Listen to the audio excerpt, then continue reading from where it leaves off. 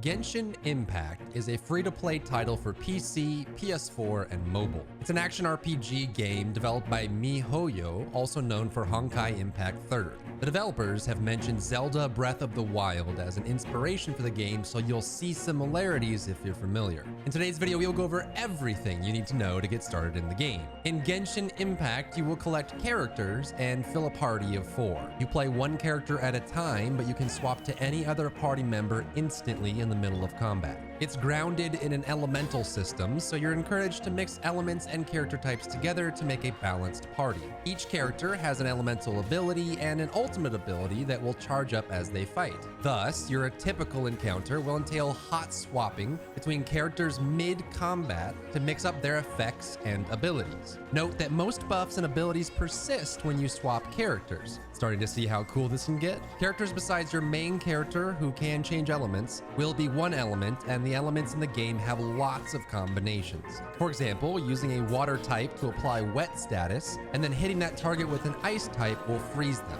To learn what combinations there are, look for an elemental reaction chart online. I've linked some down below to get you started. Movement includes gliding, climbing, and swimming, which is a blast. Genshin Impact is also a gacha game, but what is gacha? Gacha started in Japan first as a toy collecting phenomenon, where you'd collect capsule toys from vending machines, and each time you'd collect a toy, it would be different. This was later expanded on primarily by mobile games to encourage collecting many characters, and it does exactly that. In gacha games, having one superpowered character is rather useless. Instead, you want to power up all your characters equally, as it is the strength of your party that matters. You'll collect characters by wishing, which is just a loot system. Typically, you want to save for the 10 wish bundles for max benefit. You'll earn weapons and characters. Earning duplicates gives you valuable currencies. You will upgrade each of these to their level cap and then be asked to ascend them to unlock a higher level cap. Artifacts are character-wide and have gear set bonuses when you equip multiple of the same kind.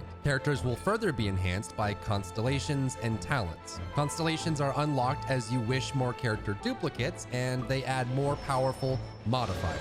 Ascending your characters unlocks talents which modify your character's abilities and passives in meaningful ways. As you travel the open world of Genshin Impact, you will find loads of cooking materials. Locate a cooking cauldron with a lit fire underneath to begin cooking. Cooked foods will be able to heal, revive, and buff your characters, but note the characters can get full and will refuse food if you overfeed them. You'll encounter many puzzles that require specific elements to overcome, like burning away vines. This again encourages you to keep varied parties, but you can swap them at any time if you need a specific element. Your overall adventurer rank will increase over time, and you can power yourself up by giving Oculus items to statues of the 7 strewn about the world. Oculus items look like this, and I recommend hunting these down every time you see them. Each elemental statue has a different Oculus item to collect. The game is played solo until adventure rank 16 when you unlock co-op. You'll grind your way through daily quests, story campaigns, world events, and dungeons to climb to the top. And that does it for Genshin Impact.